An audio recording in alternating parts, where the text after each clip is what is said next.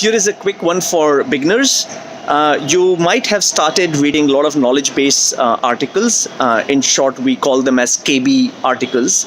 And each KB article has a number assigned by the Microsoft support team. Now, generally, when we get these knowledge base article numbers, we tend to Google them and get to the full URL to read more about what this knowledge base article is all about.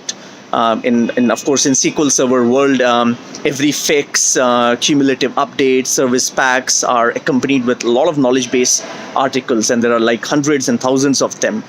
Here is a quick trick.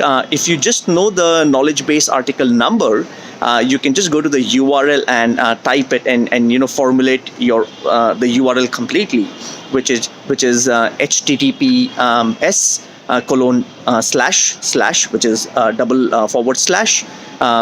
support.microsoft.com/en-us, which is English-US/help, and the knowledge base article number. So let's say I was just reading about the resource governor minimum memory grant and maximum memory grant percentage attributes and resource governor configuration, and it was 3417401. So just go to formulate the full URL with support.microsoft.com/en-us/help and the knowledge base article number, and that's it. I get to the KB page.